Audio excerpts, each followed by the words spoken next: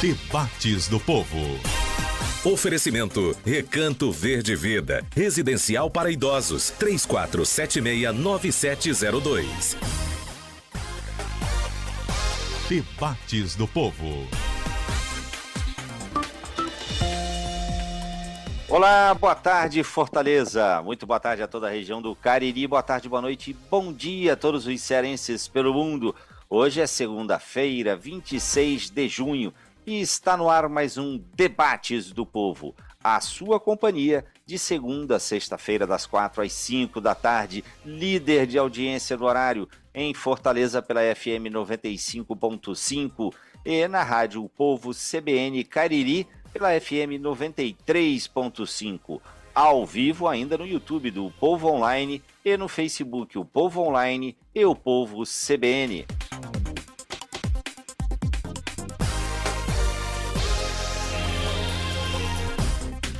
Polícia Federal encontra registros de pagamentos a um certo Arthur, com TH, em investigação sobre desvios em contratos de kits escolares de robótica em Alagoas. Livro caixa com saldos, repasses, destinatários e datas é apreendido com motorista de auxiliar direto do presidente da Câmara dos Deputados, Arthur, com TH, Lira. Com a descoberta, o PF encaminha a investigação para o Supremo Tribunal Federal. Uma enteada, 3 primos e 6 aliados de Lira ocupam postos-chave na Companhia Brasileira de Trens Urbanos. Salários somam R$ 128 mil. A CBTU administra os trens em 5 capitais, tem orçamento de 1 bilhão e 300 milhões e está fora dos holofotes das principais estatais. E o patrimônio do ministro de Minas e Energia cresce cerca de 30 vezes desde 2006, quando se candidatou pela primeira vez a deputado. Alexandre Silveira possui rede de empresas com bens no valor de pelo menos 79 milhões de reais, acumulados ao longo das últimas 2 décadas em que ocupou cargos públicos. Antes de ingressar na política, Silveira era delegado da Polícia Civil. Ministro afirma que seu patrimônio é resultado de mais de 30 anos de atuação como empresário. Enquanto isso, ex-presidente Jair Bolsonaro, que tem ganhos mensais de mais de 86 mil reais como presidente de honra do PL, militar reformado e deputado aposentado, divulga seu Pix nas redes sociais com o objetivo de arrecadar recursos para pagar multas cobradas pela Justiça. Você que nos acompanha, já conhece ou ouviu falar de algum político que deixou a vida pública mais pobre do que entrou? Esse é um dos assuntos sobre os quais vamos conversar hoje, com a ilustre participação de um dos mais experientes, lúcidos e eloquentes políticos brasileiros. Ao debate! No programa de hoje, eu recebo aqui no estúdio intangível e material da Rádio Povo CBN, numa conversa remota com cada um em sua residência ou escritório, recebo Roberto Requião, ex-governador do Paraná, ex-senador, deputado estadual e prefeito de Curitiba. Recebo também Plínio Bortolotti, jornalista do O Povo. E recebo também, claro, como sempre, como todos os dias, recebo você, que também participa do programa e interage conosco pelo WhatsApp, 8596992299, ou pelo YouTube O Povo Online. Pode mandar mensagens também pelo Instagram e pelo Facebook da Rádio Povo CBN. São 16 horas e 10 minutos. Debates do Povo. Apresentação: Marcos Tardan. Muito boa tarde, Roberto Requião. Prazer recebê-lo aqui mais uma vez no programa. Prazer receber você, Plínio Bortolotti. E claro, ver que estão todos em boa saúde. Isso é que é o mais importante. Vamos então começar? O fato do dia. O fato do dia, Roberto Requião. A gente começa aqui lendo rapidamente as manchetes de alguns dos principais portais de notícias do país. E em seguida, quero saber sua opinião também jornalista, né? Se não me engano, o senhor é jornalista. O que o senhor daria como manchete no seu portal de notícias? O que o senhor considera o fato do dia até aqui, pelo menos? Pode ser uma dessas notícias que eu vou ler ou qualquer outra. Agora, então, no portal O Povo, a manchete é de política. Precatórios Fundef. STF manda transferir 941 milhões de reais para o Ceará. No G1, chefe de mercenários quebra silêncio e diz que não pretendia derrubar Putin. Aqui é aquele caso lá do grupo Wagner, né, lá da Rússia. Mas vamos lá, no UOL, patrimônio de ministro de Lula cresce 30 vezes e passa de 79 milhões de reais. Então estamos falando aqui de bens de Alexandre Silveira, que é o ministro de Minas e Energia, que aumentaram nos últimos 17 anos. Um tema que eu mencionei aqui na abertura do programa. Na Folha de São Paulo, assessor de Lira e fornecedor de kit robótica estiveram juntos em órgão do MEC. Também um tema que eu mencionei aqui na abertura do programa. No O Globo, Nízia admite fritura e diz não abrir mão do controle de gastos da saúde. Tenho uma biografia, entre aspas. Aqui estão falando da ministra da Saúde, né? Que ela conta que o presidente Lula pediu reforço na comunicação. Às vezes, discrição demais atrapalha. Finalmente, a manchete do Estadão, uma manchete também bem local lá de São Paulo, plano diretor de São Paulo. Veja o que pode mudar em uma quadra do seu bairro com as novas regras. Muito bem, feito esse rápido passeio aqui pelas manchetes de alguns dos principais portais de notícias do país. Deixa eu saber a opinião dos nossos convidados. Roberto Requião, na sua opinião, qual o fato do dia, qual seria a sua manchete do seu portal de notícias? O conjunto dos fatos do dia. Me faria dizer o seguinte: há coisas positivas no Brasil, mas a política está uma verdadeira fusarca. Fusarca, gostei, boa palavra. Plínio Bortolotti, na sua opinião, qual o fato do dia? Qual seria a sua manchete, Plínio? Microfone, Plínio Bortolotti. Para variar, o Plínio não ligou o microfone. Todo dia a mesma coisa. Olá, Tardan, boa tarde para você, para o Requião. Bom dia, boa tarde, boa noite para as pessoas que vão nos acompanhar, que estão nos acompanhando, que vão nos acompanhar pelas redes sociais. Eu deixaria uma manchete local, viu, Tardan? Que é esse caso aqui. Eu vou ler a manchete que saiu no impresso hoje, depois eu vou fazer um rápido comentário para situar o leitor que não é, o ouvinte, leitor, que não é aqui de Fortaleza. Que é: júri aplica a maior pena dada a policiais militares no Ceará, com referência que ficou conhecido como Chacina do Curió. Né? Para quem não é do Ceará, esse júri demorou uns 3 ou 4 dias, foi um dos júris mais longos e terminou com a pena de mais de 270 anos para cada um dos 4 policiais que foram julgados. E ainda falta julgar 16 policiais, vão ser mais 2 fases do processo. Em 2015, depois do assassinato de um policial nessa região, Grande Messejana, Curió, esses bairros periféricos de Fortaleza, houve uma expedição vingativa de policiais que entraram da noite da 11 para 12 de dezembro de 2015, entraram nas casas de pessoas, tiraram as pessoas de dentro da casa, mataram 11 pessoas, deixaram outras tantas feridas, e entre os mortos, 7 dos 11 eram menores de idade. O mais novo tinha 16 anos. E nenhum deles tinha qualquer envolvimento com o crime que ocasionou a vingança. Ainda que tivesse, seria absolutamente condenável. Então, a mãe criou-se depois um movimento chamado Mães do Curió. Essas mães vêm acompanhando esse caso desde quando aconteceu, e uma delas disse que foi uma vitória da justiça. Eu faço uma pequena correção, dizendo que é uma vitória parcial, porque essa punição é necessária, mas essas punições não mudam a estrutura da polícia militar, que está habituada a ver o jovem, principalmente o jovem preto da periferia, como suspeito, quando não um bandido. Então, essa vitória foi importante, mas foi uma vitória parcial, porque é preciso fazer uma reforma completa, se é que é possível reformar a polícia militar. Por falar, tudo bem, falou em reforma da polícia, mas vamos falar, depois até a gente pode falar sobre isso, mas vamos falar de reforma da política, né, Roberto Requião?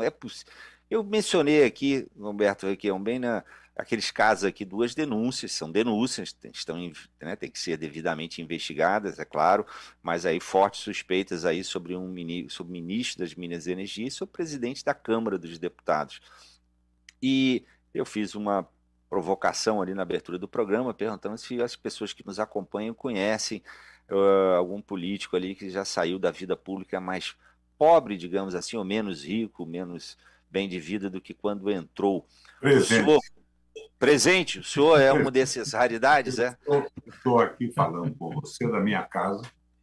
Eu fui governador do Paraná 3 vezes, eu fui senador por 2 vezes, eu fui presidente do Parlamento Europeu Latino-Americano na Bélgica, em Bruxelas, eu fui presidente do Parlatino e do Parnasul. Eu moro numa casa do BNH que comprei há 44 anos. E a preocupação minha por riqueza pessoal, financeira, sempre foi absolutamente desprezível. Eu queria, com a minha participação, ajudar a mudar o mundo. Por isso eu disse para você que a minha manchete hoje seria uma fusarca. Você veja, que se me dá o enriquecimento do Alexandre Saraiva.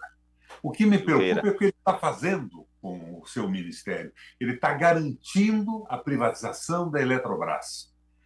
Ele está dando força para o entreguismo dentro da Petrobras. Isso é extraordinariamente superior ao que ele pode ter adquirido por meios lícitos ou ilícitos. Desprezo a crítica à sua fortuna e tenho um verdadeiro horror pela participação do ministro no exercício do seu cargo, que não interessa ao Brasil. Entreguismo puro e simples.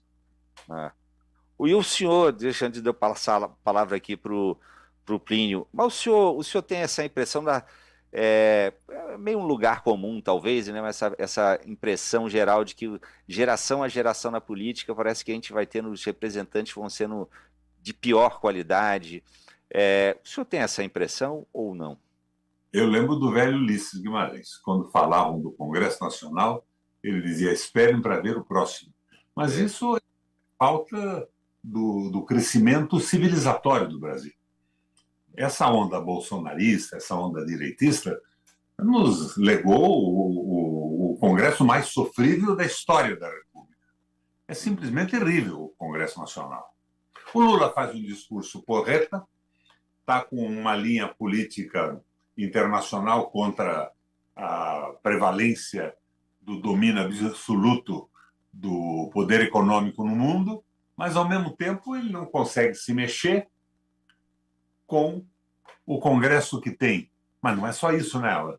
Foi ele que nomeou o Alexandre Saraiva. Foi ele que nomeou o Brás. Foi ele que apoiou o Lira para manutenção na presidência da Câmara. Então, eu acho que há uma condução errática e errada na política do governo federal. É um descalabro, é uma fusarca, não é uma política. Plínio, você vê... absoluta. Conheço o Congresso Nacional, eu fui senador por 2 vezes. O que significa isso? 16 anos de Senado. 16 anos de Senado.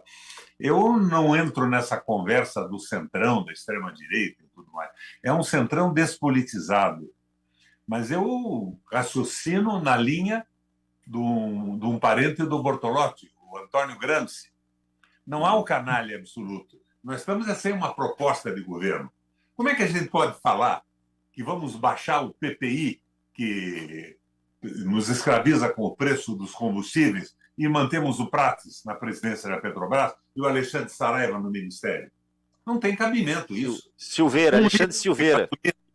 1 litro de gasolina refinado numa refinaria brasileira, com todos os impostos e os royalties pagos de processos de refino, tem um custo de R$1. Mas está a 5,50, 5,80, e daí o governo diz: não, vamos baixar 40 centavos. É uma brincadeira. Se custa R$1, não podia estar valendo tudo isso. Mas daí, eu que já fui governador 3 vezes do Paraná, diria a você: não. Mas nós podíamos utilizar a Petrobras para alavancar o crescimento do Brasil. Ao invés de distribuir os dividendos para os acionistas de Nova York e os acionistas privados, porque 67% das ações da Petrobras são privadas. Pouca gente sabe disso. Nós ainda temos o domínio das ações ordinárias, mas no conjunto 67% são privadas. Se nós tivéssemos, nesse momento, uma tarifa ainda alta no Brasil, mas a Petrobras, ao invés de distribuir esse dinheiro para os acionistas privados, investisse pesadamente na modernização de refinarias que nós já temos, na construção de novas, na perfuração de novos poços, ela alavancava o crescimento do Brasil. É claro, ela não podia trabalhar em infraestrutura, mas ela mexeria com toda essa estrutura empresarial, esse conhecimento de engenharia pesada que existe no país. Mas não, nós estamos com um preço absurdo, que é um roubo na mão do Prates e do Saraiva, que é acusado de ser um ricaço delegado de polícia com quantos milhões de reais? 79, mas Alexandre Silveira, não é Saraiva, não, é Silveira. Ele é 79 milhões de patrimônio. Ex-delegado de polícia com 79 milhões. Nós estamos vendo na mão... Coincidência, Roberto Requião. Só quem não entra nessa parceria da esperança ampla, da aliança ampla, é o povo brasileiro. Nós estamos sendo bloqueados. Agora, o discurso do Lula é porreta, Alan. O que ele disse lá na França me encheu de orgulho e de satisfação, mas a prática na mão dessa gente não dá. Arthur Lira, Alexandre Silveira, Prates na Petrobras e outros tantos aí que não tem nada a ver com uma visão progressista e desenvolvimentista do Brasil. Muito bem. Alan, hoje, se nos faltar ar, nós morremos. Nós dependemos do oxigênio para nos mantermos vivos. Eu e você aqui, eu em Curitiba, você em Fortaleza. Sim. A mesma coisa acontece com a energia para o desenvolvimento econômico. Se o desenvolvimento econômico do país não tiver uma energia razoável, a preços baratos, não há desenvolvimento econômico, quebra tudo. E nós estamos entregando a Eletrobras, entregando a Petrobras, com um discurso porreta do Lula e essa prática na mão dessa gente. Plínio Bortolotti, deixa eu ouvir o Plínio. O Requião fala aqui em fusarca no governo Lula. A gente está vendo, tem essa denúncia, por enquanto a denúncia aqui envolvendo o ministro de Minas e Energia, tem aqui a ministra, eu li há pouco também, a ministra da Saúde, dizendo que está sendo fritada, tem aquele caso lá da ministra do Turismo também, que é o que tudo indica, deve deixar o cargo aí nos próximos dias. Você vê assim também, está uma fusarca esse governo Lula, Plínio? Antes, eu acho que eu tenho que fazer uma correçãozinha aqui. Eu acho que o Requião está confundindo o Alexandre Saraiva, que era um delegado da Polícia Federal, que foi inclusive exonerado na época do Bolsonaro, porque ele barrou uma carga de madeira ilegal, com esse Alexandre Silveira. Esse Alexandre Silveira, Oi? Eu falei no Silveira das Minas e Energia. Silveira. Sim, mas você citou que era delegado, que ele era delegado. Na verdade, foi o Alan que deu essa informação. Eu não tinha conhecimento disso. Então, o erro não foi meu, mas foi um erro. Não, tudo bem. É só para não implicar o pobre do Saraiva, que não tem nada a ver com essa confusão. O Alexandre Saraiva, que, aliás, ele foi exonerado do governo Bolsonaro justamente porque ele barrou uma carga ilegal de madeira. Enfim, depois mas o Alexandre Silveira, ministro das Minas e Energia, ele foi delegado de Polícia Civil, sim. E aí depois entrou na vida política. Foi. Então o Requião está certo, eu estou errado. Mas vamos. Isso. Às vezes isso pode. Não, mas veja só, Tardan. O que eu acho é o seguinte: além desse ministro do Lula que está enrolado, o Alexandre Silveira, do PSD, né, que teve o patrimônio crescido, ele sendo um funcionário público, né, que o delegado é um funcionário público.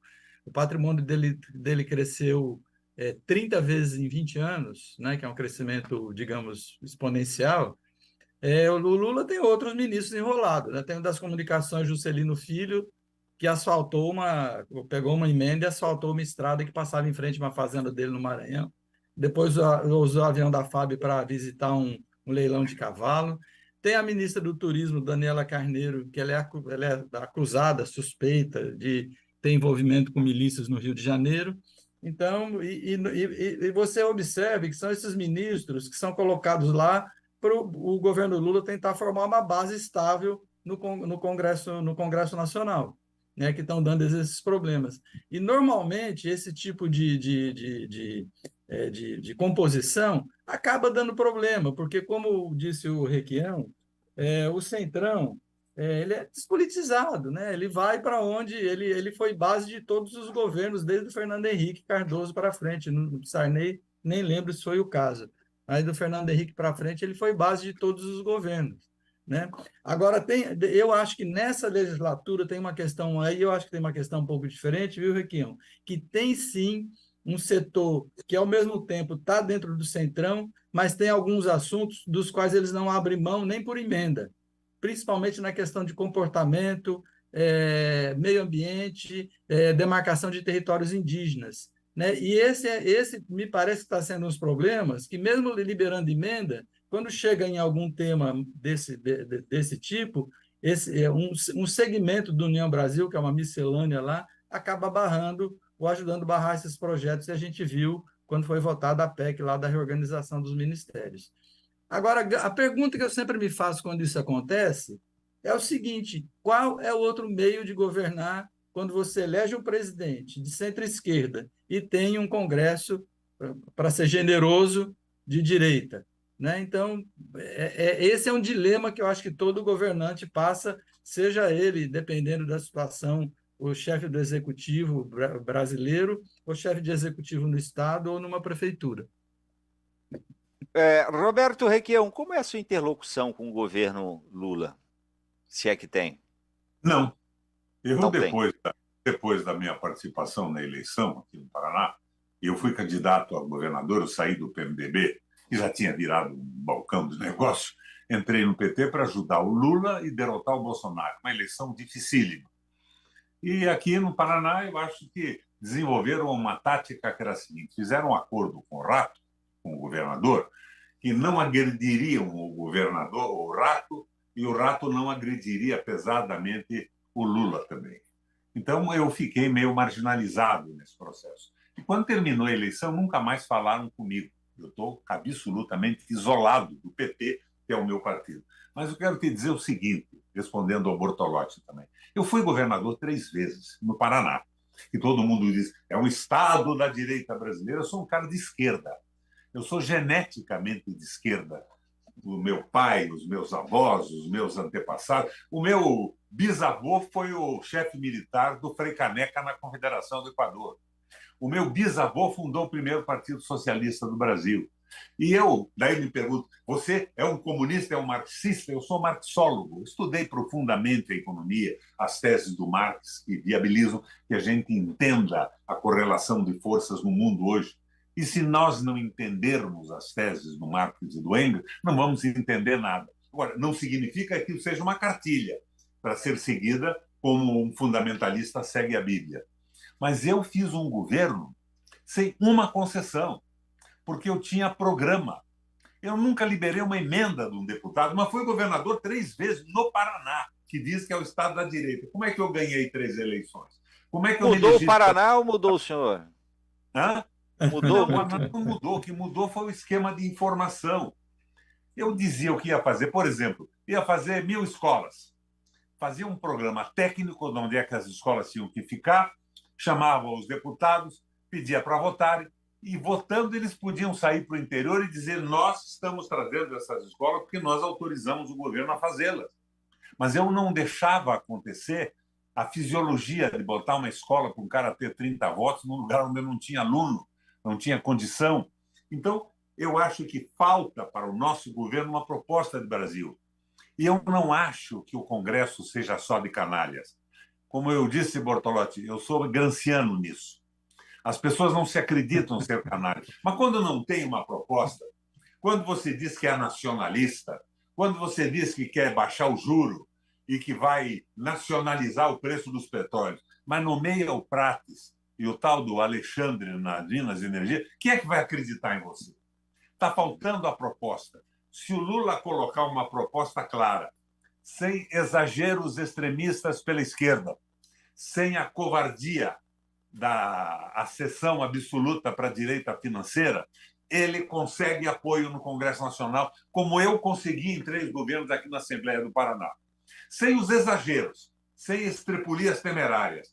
Se você quiser uma definição mais filosófica disso, Bortolotti, vai para Aristóteles. É o ato meio, o ato eficiente, sem a temeridade do exagero que leva à derrota, nem a covardia da rendição aos adversários que são representados pelo capital financeiro. É na linha do Papa Francisco.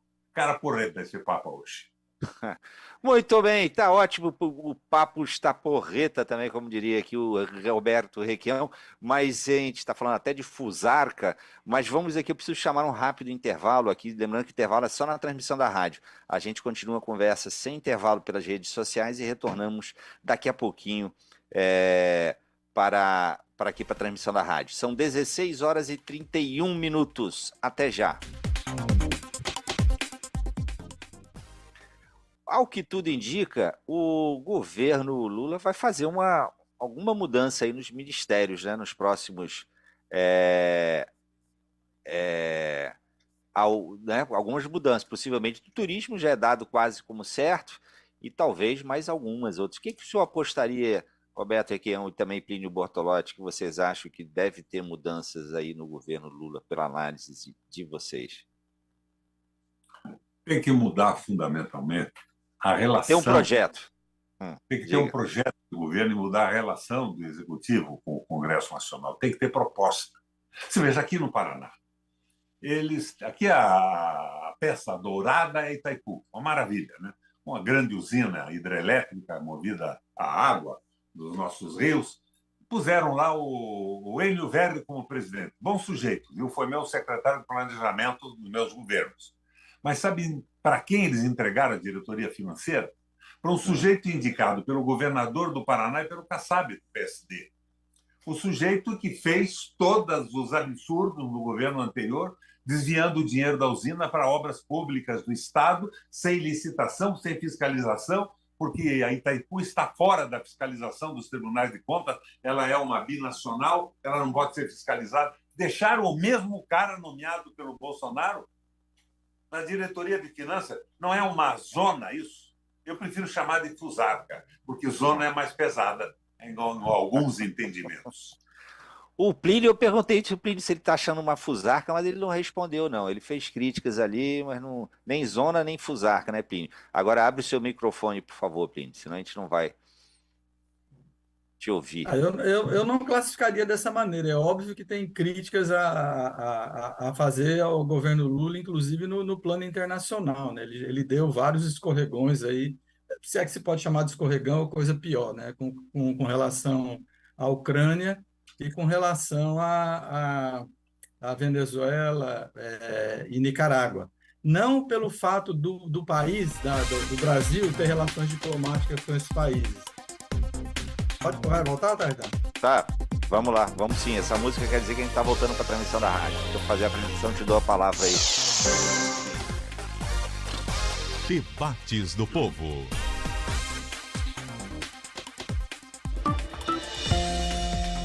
Estamos de volta, hoje recebendo o Roberto Requião, ex-governador do Paraná e senador, deputado estadual, prefeito, né, de Curitiba, recebendo também Plínio Bortolotti, jornalista do Povo, recebendo também você, muitas tantas mensagens aqui chegando. O Mário Miranda de Albuquerque, por exemplo, diz um grande abraço ao grande político Roberto Requião, que poucos sabem, integrou os quadros do PCBR, é o Partido Comunista Brasileiro Revolucionário, na luta contra a ditadura civil-militar instaurada no Brasil com o golpe de 64, conselheiro da Comissão de Anistia. Espero que ainda seja eleito presidente da República. Olha só.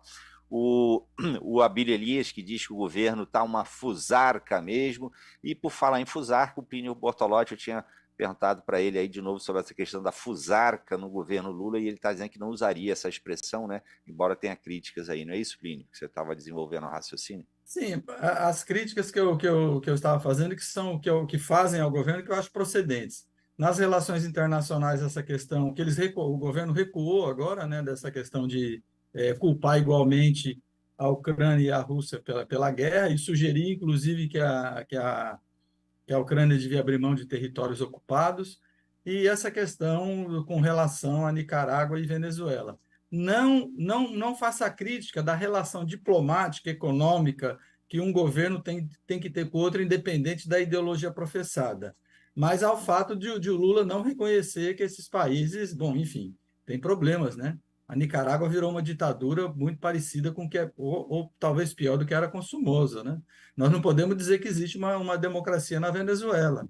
Então, essas coisas, essas questões têm que ser sopesadas, ao mesmo tempo que você, por exemplo, no encontro, o príncipe da Arábia Saudita, você tem que ter uma relação com a Arábia Saudita? Tem.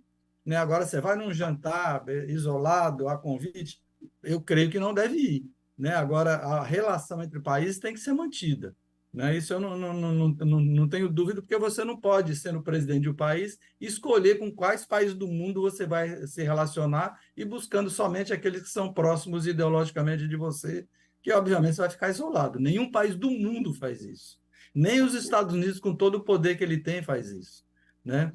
Agora voltando aqui para dentro de casa, o que eu acho, o que eu entendo é que enquanto permanecer essa situação no Brasil, que você elege um presidente da República, no caso, né, de centro-esquerda, e elege uma bancada de direita ou fisiológica, eu creio que esse problema não vai se resolver, porque eu não acho que o Lula bota um ministro porque ele goste desse Silveira, ou goste da ministra do Turismo, ou gosta do ministro das Comunicações, que faz uma estrada na fazenda dele. Obviamente, ele está buscando uma acomodação para ter mais tranquilidade para governar. É correto isso? Podemos dizer que não. Né? Ou podemos dizer que sim, desde que não tenha nenhum negócio obscuro no meio. Mas é um modo como todos os presidentes vêm governando desde a redemocratização. Então, eu suspeito que é muito difícil ter outro modo, ainda que você tenha um programa, porque, para concluir, o Requião disse que o Centrão é despolitizado. Ele é despolitizado no sentido de que para ele não interessa quem é o governo, desde que lhe atendam os interesses pessoais e de grupo. E é dessa forma que o governo tem se movimentado e normalmente dá errado, né? Muito bem. Diga lá, Arthur, olha que o Roberto Requião... Diga. Discordo do camarada Bortolotti. Olha, eu nunca fui do PCBR, não, viu? Não tenho nada com isso. Eu fui ligado à AP na juventude, Ação Popular. Mas... Eu fui trotskista, viu, senador? Hã? Eu fui trotskista, viu? Eu andei próximo disso numa época. Era admirador do Leon Bronstein. Mas vamos lá. Eu acho que o governo está repetindo erros. Você disse que os governos estavam errados no que fizeram até agora, e os erros são continuados. Não tem uma proposta consequente, clara. Fica essa história. O discurso do Lula é fenomenal, a prática é altamente discutível. É o arcabouço feito lá pelo meu amigo Haddad. O arcabouço nada mais é que o teto maquiado de uma forma tão terrível quanto era antes. Assim, as coisas não andam. Não adianta falar, vou acabar com o roubo da Petrobras e nomeia o Prates, que é o lobista do setor privado internacional. Por que o senhor critica tanto o Prates, Jean Paul Prates, presidente da Petrobras? Tem aqui até pergunta de quem nos acompanha querendo saber, entender melhor isso. Por que o senhor critica? Porque eu tenho uma verdadeira paixão pela proporcionalidade do investimento do petróleo no Brasil. 80% dos investimentos nacionais eram feitos pela Petrobras. E hoje não. Nós estamos com um preço absurdo, chupa-cabra da economia brasileira, distribuindo dividendos para acionistas privados. E o Prates, na sua história, era isso. Eu não estou dizendo que é bandido, que é o fim do mundo, é o que ele acredita. Eu não acredito que a Petrobras possa ser internacionalizada quando o mundo inteiro está agarrado no petróleo. Os Estados Unidos aumentando as suas reservas de uma forma incrível. Que é um exemplo trágico do Prates. Ele está injetando gás agora nos poços do pré-sal. Os Estados Unidos injeta cerca de 14% do gás. O Prates está injetando 44%. Dados são da EPET, não são meus. Por que você injeta gás num poço? Para você aumentar a vazão, tirar mais petróleo rapidamente. Esse petróleo cru está indo para onde? Está indo para ser refinado nos Estados Unidos. E, provavelmente, para garantir a ampliação das reservas americanas nessa crise que se envolveu com a Rússia e com a China. Não tem o menor cabimento isso. Não tem o menor cabimento. Você pode injetar o petróleo nos tubulões e, segundo o Alexandre Silveira, baixar em 62% o preço do gás industrial, ajudando o desenvolvimento do país. Então, até o Alexandre está numa posição melhor que a do Prates. Não tem cabimento isso. E vem essa conversa mole. Vamos baixar agora 40 centavos no preço do combustível no Brasil, que custa, com preço de produção, com royalties de refino e tudo, R$1. O diesel S2 custa 1,20. Agora, é claro que nós não estamos conseguindo refinar tudo, porque diminuíram a capacidade de refino do Brasil. Nós temos autossuficiência, mas não temos de refino. Mas no caso da gasolina, nós refinamos e extraímos do nosso solo 92% do que consumimos. Não é pouco, né? E o caso do gás. O gás brasileiro custa, num botijão de 13 quilos, custa R$16. Mas nós injetamos gás nos poços do pré-sal para aumentar a vazão e mandar para os Estados Unidos óleo cru, e importamos o gás a 33. Fusarca, bagunça, para dizer o mesmo. Está uma verdadeira zona a política energética do Brasil. Viu, Requião? Não sei se você viu recentemente, acho que foi essa semana, o Mangabeira Unger deu uma entrevista, eu não sei se estava falando numa palestra, dizendo alguma coisa muito parecida ou igual ao que você disse, dizendo que falta um projeto para o Brasil. E ele traça 4 eixos, né, nos quais esse projeto deveria se desenvolver. Eu vou ler bem rapidinho aqui e ver se bate mais ou menos com o que você pensa.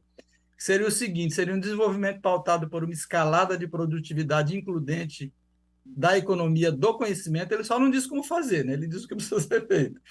Então, seria desenvolvimento pautado por uma escalada de produtividade includente da economia do conhecimento. 2, construção de um paradigma econômico e social que case a inteligência com a natureza. 3, modelo produtivo pensado para as particularidades regionais com decisões descentralizadas e não impostas por Brasília. E 4, a transformação radical da educação com a substituição de um enciclopedismo raso por uma visão analítica, sobretudo no ensino médio. Só antes de ouvir seu comentário, eu quero dizer para o ouvinte que o Mangabeira Unger, ele é um professor em Harvard, já faz muito tempo, professor de Direito, e é um pensador, ele nunca deixou de ser um pensador da situação do Brasil, um sociólogo bastante importante na história brasileira, independentemente das polêmicas que ele causa por onde passa. E muito ligado ao Ciro Gomes, né? Ligado, ele foi assessor do Ciro Gomes em uma das campanhas presidenciais. É meu amigo pessoal, Mangabeira, mas vou melhorar a tua interpretação dele. Ele é professor de Direito Alternativo em Harvard. E ele é membro do Comitê do Partido Democrata Norte-Americano, ligado, dessa forma, aos interesses econômicos e políticos dos Estados Unidos. Ele diz coisas inteligentes, mas a proposta educacional dele é um pouco fechada demais. Em cima é o analítico, conhecimento científico, não tem filosofia, não tem sociologia. Ele precisa escutar os conselhos um pouco do Papa. Está faltando amor e solidariedade, não é só conhecimento tecnológico. Eu acho que a crítica dele é pertinente, ele não é bobo, não. Não, do jeito Eu conheço o Mangabeira desde que ele não tinha relação pessoal comigo, ele estudava no Dom Pedro do Rio de Janeiro. Ele era o cara que ficava estudando nos corredores na hora do recreio, não ia nem para merenda.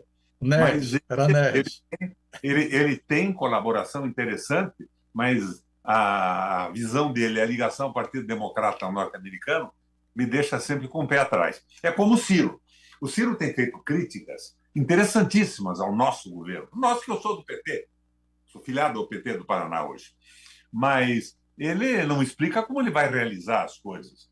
Não, eu faço isso, eu demito, eu faço, e em determinada circunstância eu aconteço, mas não diz como. Não é bem assim.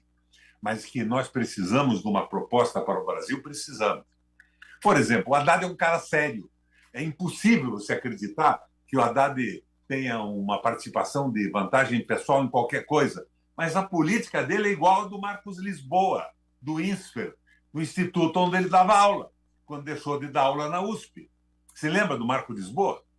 Sim. É o autor da Ponte para o Futuro. Nós estamos na mesma linha, nós estamos repetindo erros. Eu acho que isso não vai dar certo. E a minha preocupação é que isso pode trazer com muita força essa direita entreguista de volta para o governo brasileiro. Sem Bolsonaro. Bolsonaro acho que virou um brinquedo, está desmoralizado. Mas estamos abrindo espaço para a direita.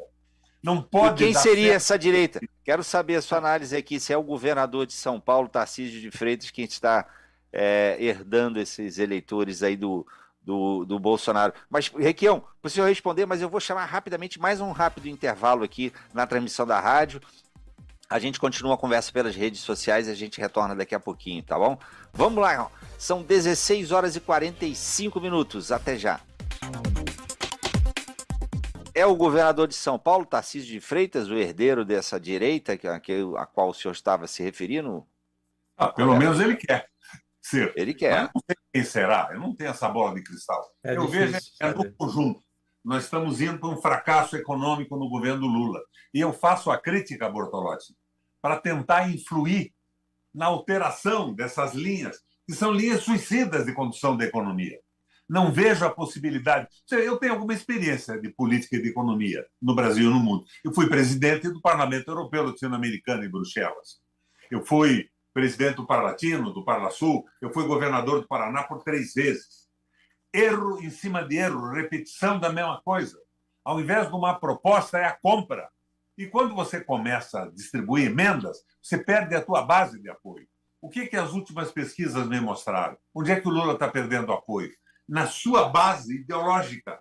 O pessoal está insatisfeito com o que está acontecendo. Isso não precisava acontecer dessa maneira.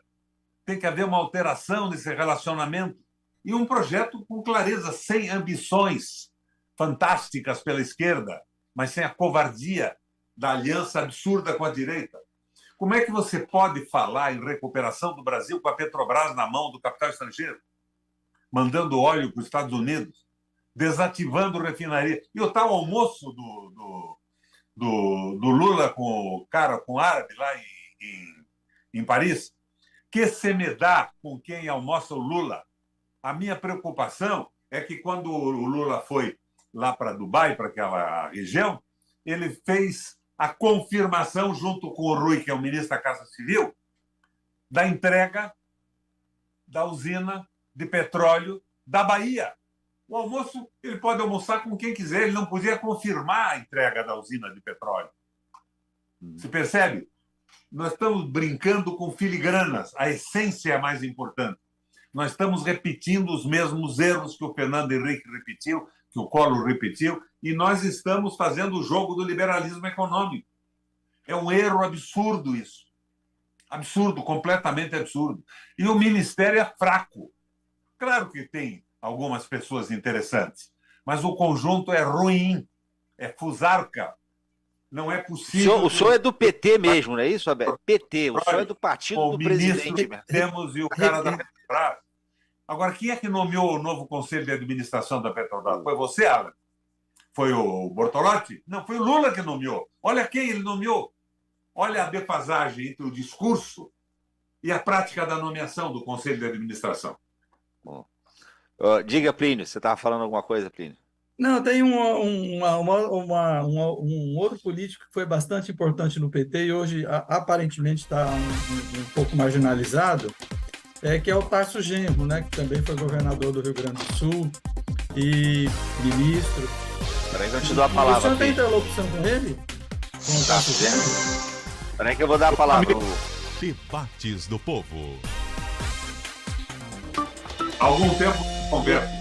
Estamos de volta hoje recebendo o Plínio Bortolotti, recebendo o Roberto Requião, e o Plínio acabou de fazer uma pergunta aqui para o Roberto Requião se ele tem interlocução com Tarso Genro, né? Foi isso, Plínio? Depois eu leio aqui algumas mensagens, mas diga lá, Roberto Requião. Porque o Tarso Genro foi uma pessoa, um militante petista, que continua sendo, né? Mas ele foi bem mais importante, tinha influência no partido. Na época do Mensalão, ele chegou a propor uma refundação do PT, foi rechaçado, e não sei se foi essa época que ele foi mais marginalizado. Ele continua no PT, mas sempre num tom crítico. Faz tempo que eu não leio os textos dele, algum tempo, eu acompanhava sempre que ele escrevia, mas ele tinha um tom bem crítico, né, ao PT, ao governo, tal, etc. Quer dizer, ao governo ultimamente eu não tenho visto, mas ao PT de modo geral. E a pergunta que eu fiz é se o Requião tem interlocução com o Tarso Genro. Até o processo eleitoral, uma intensa interrupção. É meu amigo pessoal, conversamos muito. Agora, desde que o Lula assumiu, eu não tive mais contato com o Tarso. Tá aqui, deixa eu ler rapidamente algumas mensagens aqui. O Zé Viana da Serrinha dizendo ter respeito pelo Requião, sério. O Reginaldo Oliveira, parabéns pela brilhante bancada, Requião e Plínio Bortolotti, só temos que aprender e muito, uma verdadeira enciclopédia, Requião, fantástico, bateu a pau, ele agradece a produção pelo generoso presente. O Aparecido Esmerino, admiro o Requião, ele tem as mesmas ideias do Ciro Gomes. Não sei se foi um elogio, se o Requião vai gostar. Diga, Plínio. Não, eu ia dizer mais ou menos isso. E aí o Requião poderia confirmar ou não, mas as propostas dele vão mais ou menos naquela direção de um nacionalismo, né? Enfim, de uma intervenção mais forte ainda do Estado na economia. É mais ou menos nesse sentido, né? E também nesse sentido, como eu chamaria, né? Não sei se eu diria assim, tipo socialismo moreno do Brizola, mais ou menos nessa direção. Eu estou certo nessa impressão ou não, Requião? Bortolotti, eu fui presidente do Parlamento Europeu Latino-Americano em Bruxelas e militei nos últimos anos da minha passagem pelo Senado no Parlasul e no Parlatino, Montevidéu e Panamá. Andei fora do Brasil lidando com isso. Eu acho que nós temos que examinar tudo o que aconteceu no mundo nas últimas décadas. O que deu certo na Rússia, o que não deu certo. O que deu certo na proposta do capitalismo, na evolução da tecnologia, de criação de coisas novas, e o que deu errado. Na exploração absoluta e ignorância do valor das pessoas que está acontecendo no mundo. Nós temos que ver o que acontece na China. Eu acompanho a China de perto, já fui 4, 5 vezes à China. O que a China está fazendo? A China ela resolveu que a operação da economia na ponta pode ser privada, mas ela mantém o controle absoluto por parte do Estado na condução da economia chinesa. Por exemplo, o exemplo que eu dou sempre,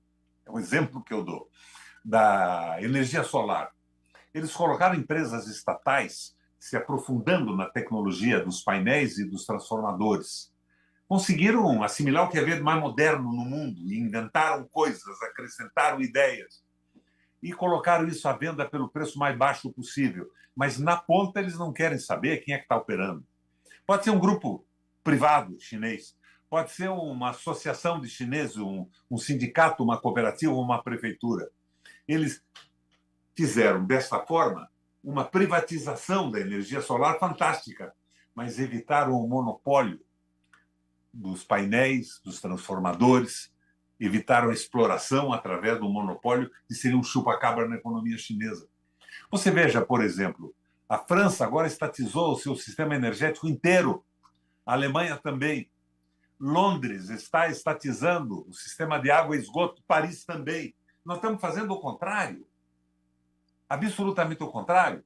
Aqui no Paraná tinha um pedágio que era um roubo, considerado um roubo fantástico, talvez o maior roubo do Brasil, com desvio de dinheiro, cumplicidade do poder público.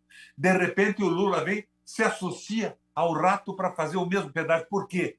Em nome da governabilidade, para não romper com o Kassab e com o ratinho, não tem cabimento isso, rapaz. Tinha que colocar clareza as ideias, as posições, brigar por elas. Não, quanto a essas questões que você coloca aí, eu não tenho divergência, não, que eu acho que o Estado tem que atuar nessas áreas que são áreas delicadas, né? Energia, água, esgoto, petróleo e por aí vai. Agora, um modelo, como você coloca, tipo a China, econômico tipo a China, implica num modelo político que não é, digamos assim, muito adepto da liberdade, né? Não estou falando liberdade econômica total, não. Mas você precisa de um governo autoritário para estabelecer esse tipo de coisa. Não. Na China, por exemplo, enfim, o governo controla digamos, o início e a ponta é aberta, mas para isso ele precisa ter um regime forte, né? Nós estamos fazendo o contrário. Nós temos que ter as empresas estratégicas na mão do governo do Estado. Isso. A Eletrobras, a Petrobras, tem que ser nossa. E o Banco Central não pode estar na mão de um moleque neto do Roberto Campos. Não tem cabimento isso. Por que o Lula já não demitiu esse cara? Ele não pode. Fiquei satisfeito com a eleição do Zanin para o Supremo Tribunal. Acho que foi essencial nesse momento em que o Judiciário também avança. Eu era senador quando nós votamos a prevalência do Judiciário. Fui eu que propus aquele órgão controlador do Ministério Público. CNJ? Do Judiciário. Só que eu tinha proposto, com o exemplo da Itália, de Portugal, da Espanha. Na Espanha, o rei anulava qualquer tipo de sentença. Eu tinha proposto com a participação pesada da sociedade civil. Daí eu fui para uma reunião do Parlamento Europeu em Bruxelas e o Carpinteiro Pérez, que era o presidente da comissão da CCJ, fez uma reunião que não podia ter feito, porque eu era o autor, estava fora do Brasil, em missão do Senado, e disseram que o meu projeto era inconstitucional. E criaram um outro para o Judiciário e para o Ministério Público, simplesmente dominado pelas corporações. E, Bortolotti, o corporativismo é a manifestação coletiva do egoísmo e do individualismo. E isso não pode funcionar assim.